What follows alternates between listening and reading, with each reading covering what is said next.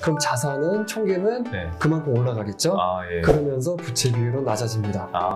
저희가 특허 자본화라고 하죠. 특허를 활용해서 부채 비율을 떨기는 방법입니다. 특허를 활용하는. 안녕하세요, 코옥TV 유태진입니다. 오늘은 부채 비율이 높은 기업들이 부채 비율을 좀 낮출 수 있는 방안들에 대해서 좀 전문가분과 상의해 보려고 나왔는데요. 좀 어떤 방안들이 있을까요? 일단 부채 비율을 낮출 수 있는 세 가지 방법이 있는데요. 좀 정확하게 말씀드리면 2+1로 설명을 드릴게요. 일단 첫 번째로 법인 기업이 해당이 되고 있고요. 자기 부동산을 가진 회사가 가능합니다. 첫 번째로 부동산, 부동산 자산 재평가가 있는데 좀 구체적으로 말씀드리면 토지 자산 재평가예요. 일단 건물이랑 기계 같은 경우는 감가상각이 되기 때문에 가치가 이제 계속 낮아질 수밖에 없습니다. 하지만 이제 토지는 감가상각이라는 게 없기 때문에 자기 토지를 갖고 있는 법인 기업들 같은 경우 보통 빠르면 1년, 근데 평균적으로 2, 3년에 한 번씩 이제 좀 부채가 올라갈 경우 부채 비율을 낮추기 위해서 이제 종종 이제 토지 자산 재평가를 합니다. 그러면 왜냐하면 3년 전에 예를 들어 뭐 토지가 10억이 되면 지금 같은 경우 또 이제 부동산이 많이 올랐잖아요. 이런 경우 보통 뭐 20, 30%는 올라갈 수가 있거든요. 그렇게 되면 부채 비율은 굉장히 낮아질 수 있고요. 그래서 첫 번째로는 토지 자산 재평가가 있고요. 일단은 그러면 부채 비율을 낮춘다는 것 자체가 사실은 그냥 부채를 돈으로 상환해야 낮출 수 있는 건데 지금 이제 토지를 가지고 있는 기업의 경우에는 과거의 평가액보다는 좀 더 올랐을 수 있으니 일단 평가를 해서 다시 한번 이렇게 오른 금액으로 그걸 상기할 수 있다. 그러니까 거예요? 기존에 아마 재무제표를 보시면 그 토지에 아마 10억이 잡혀 있을 거예요. 뭐 10억이라고 예를 들게요. 그러면 지금 현재 시점으로 평가를 하게 되면 올해에 뭐 13억 또는 뭐 15억 이런 식으로 변경해서 반영이 되는 거거든요. 그럼 자산은 총계는 그만큼 올라가겠죠. 그러면서 부채 비율은 낮아집니다. 이게 이제 첫 번째 방법이고요. 그리고 두 번째 방법은 특허로도 가능합니다. 뭐 좀 제가 짧게 특허라고 얘기했는데 크게 얘기하면 산업재산권이고요. 특허 디자인 상표 다 되는데 그중에 이제 특허를 많이 하시니까 제가 이제 특허로 설명을 드리고 있고 만약에 뭐 개인 대표님이든 법인 대표님이든 이제 개인 특허를 만약에 갖고 계시다고 하면 법인의 양도를 하게 되면 대가를 받아야 되잖아요. 그거를 이제 돈으로 받는 게 아니라 주식으로 받아서 자본으로 편입할 수가 있어요. 제가 방금 뭐 개인이라고 얘기했는데 왜 개인이라고 얘기했냐면은 의외로 법인 전환할 때 개인 대표님이 특허 가지고 계신 경우가 있거든요. 그럴 경우 개인으로 평가해서 법인으로 전환할 때 편입할 수도 있습니다. 그러니까 법인으로 전환한다는 것 자체가 사실 개인 자산을 다 팔아버리는 행위이기 때문에 그게 가능하다는 거죠. 그리고 요거 같은 경우는 이제 업력이 오래된 회사도 많이 하는데 저희가 이제 타겟 같은 경우는 이제 자금 때문에 이제 부채 비율이 높으면 자금 또는 뭐 입찰할 때 많이 불이익을 받거든요. 그래서 막 스타트업 법인 같은 경우 많이 신청을 하세요.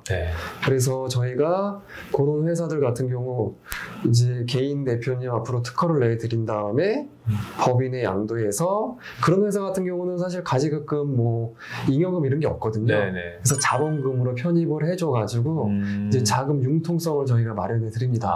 그래서 두 번째로는 저희가 특허 자본화라고 하죠. 특허를 활용해서 부채 비율을 떨기는 방법입니다. 특허를 활용할 수도 있겠네요. 그리고 제가 세 번째 아까 제가 2+1이라고 얘기한 게 요게 제가 뭐 세무 쪽은 아니라서 감정평가법인 쪽이라기 때문에 요거는 좀 건 바이 건으로 확인을 해봐야 돼요. 법인 특허 아까 두 번째는 개인 명의의 특허고요. 지금 세 번째 설명드린 건 법인 명의의 특허. 대부분 법인에 가게 되면 만약에 특허가 있다고 하면 대체적으로 그 권리자가 아마 법인으로 되어 있을 겁니다. 그거 같은 경우 자산 재평가를 저희가 할 수 있거든요. 근데 우리나라가 이제 기업마다 국내 회계 기준을 따르는 데가 있고 국제 회계 기준을 따르는 데가 있어요. 여기 회사마다 틀려요. 근데 국제 회계 기준은 무형자산 재평가를 인정을 해주거든요. 근데 국내 기준은 이제 원칙적으로는 인정을 안 해준다라고 하는데 네네. 요거는 그 회사 담당 기장세무사, 기장세무대리인이 있을 거예요. 네네. 그래서 저희가 좀 루틴화한 게 그 기장세무대리인이 자기가 회계 반영 또는 해주겠다, 네네. 재무제표 해주겠다라고 하면 저희가 평가를 해드리고요. 자기가 못 해주겠다라고 하면 저희가 하지는 않습니다. 그래서 제가 플러스 1로 좀 표현을 한 겁니다. 그러니까 하기 전에 일단 그 점을 확인해봐야 돼요. 확인해야 돼요. 담당 기장세무사 협의, 저희랑 대표님이랑 거기 기장세무대리인 확인해서 3자가 이제 동의를 하게 되면 저희가 업무를 진행을 도와드립니다. 그래서 만약에 통과가 됐다라고 하면 무형자산 재평가를 통해서 이것도 저희가 할 수가 있어요. 그렇군요. 평균적으로 뭐 환경에 따라 좀 다르겠지만 말씀해주신 첫 번째 방법, 아까 자산 재평가라고 토지 자산 재평가. 그거는 소요 기간이 얼마나 걸려요? 그거는 저희한테 자료를 저희가 필요 서류를 요청하고 필요 서류가 다 들어온 날로부터 15일 이내에 끝납니다. 아, 그래요? 보름 아니면은 뭐 굉장히 빨리. 보름이면 거의 다 완료가 됩니다. 아, 그렇군요. 그럼 해외가 아닌 이상이죠. 네네네. 그러면 말씀하신 두 번째 방법, 아까 특허권 자본화라고 말씀하셨는데, 그거는 두 가지로 설명드릴 수 있는데, 기존에 특허가 있다. 특허가 있다라고 하면 한 달이 걸리고요. 만약에 기존에 특허가 없다라고 하면 한 8개월 정도. 특허 출원부터 해야 되니까. 그렇죠. 출원 기간이 언제까지 걸릴지 모르니까. 조금 오래 걸리긴 합니다. 그렇군요. 알겠습니다. 오늘 뭐 세 가지까지 말씀해 주신 것 같은데 혹시나 뭐 거기에 대해서 좀 주의할 점이라든지 이런 게 있으면 주의할 점은 뭐 토지자산 재평가는 딱히 주의할 점은 없고요. 그거는 어차피 뭐 심플하게 딱 토지에 관한 가치만 저희가 뽑아내면 되는 거니까. 뭐 가지고 있는 자산의 자산 한 거니까 없고요.